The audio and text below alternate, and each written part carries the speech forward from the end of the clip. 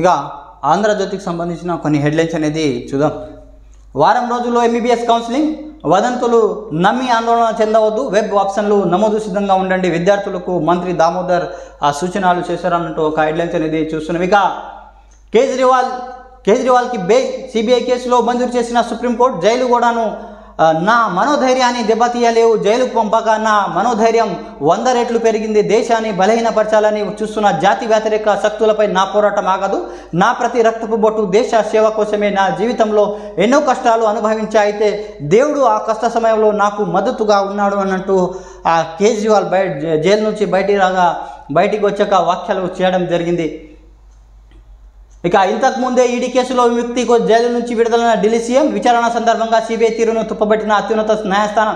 Bail మీద విడుదలవుతుంటే arrest చేయాల్సినంత తొందరమేటి, పంజారం చిలుక ఉండదు, నిష్పక్షంగా వ్యవహరించండి, దర్యాప్తు సంస్థలకు ధర్మాసనం హితవు అన్నట్టు ఒక హెడ్లైన్స్ అనేది చూస్తున్నాం. ఢిల్లీ మద్యం విధానానికి సంబంధించిన సిబిఐ కేసులో ఢిల్లీ ముఖ్యమంత్రి అరవింద్ కేజ్రీవాల్ సుప్రీంకోర్టు బెయిల్ మంజూరు చేసింది. ఇక నేర రూపణ జరగకుండానే నిందితులను సుదీర్ఘ పాటు జైలు నిర్బంధించడం, వారి వ్యక్తిగత స్వేచ్ఛ హక్కు హరింప చేయటమని అత్యున్నత న్యాయస్థానం మరోసారి స్పష్టం చేసింది. పంజారంలో చిలుక కాకుండా స్వేచ్ఛగా తిరిగే చిలుక ఉండాలని సిజేఐకి హితబోధన చేసింది. ఢిల్లీ మద్యం విధానం కేసులో ఈడీ దాఖలు చేసిన అభియోగాల నుంచి కేజ్రీవాల్ గతంలో బెయిల్ లభించే విషయం తెలిసింది. అయితే అదే కేసు సిబిఐ ఆయనను మళ్ళీ అరెస్ట్ చేయడం జరిగింది. ఇక బీజేపీ నియంతృత్వాన్ని విడాలి, నిత్యం సత్యం ఓడిపోదు, 10 ఏళ్లుగా దర్యాప్తు సంస్థలు దుర్వినియోగం, కాంగ్రెస్గా ఇది రాజ్యాంగం సాధించిన విజయం, ఎస్పీ అధినేత అఖిలేష్ యాదవ్ వ్యాఖ్యానించడం జరిగింది.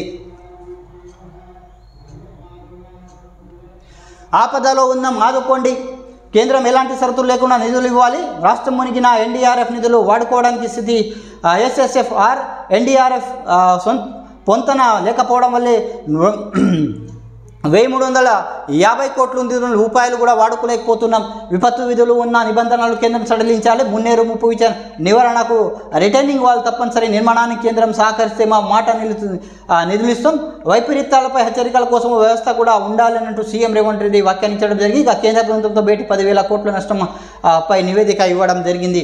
ఇక తెలంగాణ ప్రజాపాలన దినోత్సవానికి రండి, కేంద్ర మంత్రి అమిత్ షా, గజేంద్ర సింగ్, కిషన్ రెడ్డి, సంజయ్లకు సీఎం రేవంత్ రెడ్డి ఆహ్వానం పంపడం జరిగింది.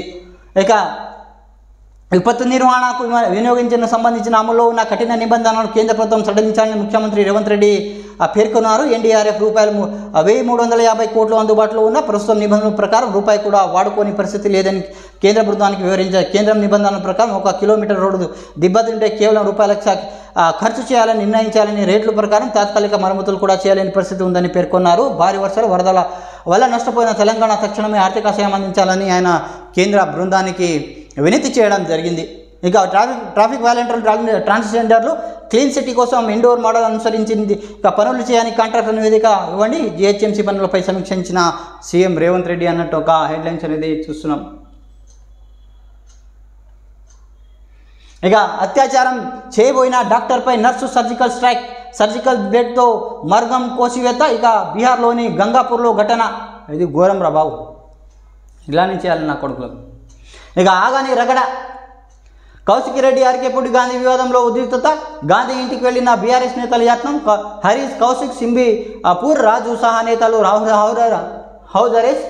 ఇక జిల్లాలోనే పెద్ద ఎత్తున బీఆర్ఎస్ నేతలు గృహ నిబంధనలు. ఇక చికిత్స కోసం పోలీసులు భద్రత నడుమ ఆసుపత్రి. హరీష్ రావు ప్రాంతీయ విభేదాలు సృష్టించిన కౌశిక్ యాదవ్, ఇక ఆంధ్ర సెటిలర్లో నాకు ఎంతో గౌరవం ఉంది, నేను చేసిన వ్యాఖ్యలు గాంధీపై వ్యక్తిగతమైనవి, కౌశిక్ రెడ్డిని బీఆర్ఎస్ నుంచి సస్పెండ్ చేయాలి అన్నట్టు దానం వివరాలు అనేది ఇవ్వడం జరిగింది. ఇక దాడి చేయించింది సీఎం, డీజీపీ కాదా, ఫిర్యాదు వెళ్తే అరెస్టుల, హత్యాయత్నం చేసిన వారికి బందోబస్తా, రాష్ట్రంలో ఎమర్జెన్సీ కన్నా దారుణ పరిస్థితులు, సీఎం పాలన కన్న పైసలుపై ధ్యాస, హరీష్ రావు అన్నట్టు ఒక హెడ్లైన్స్ అనేది చూస్తున్నాం.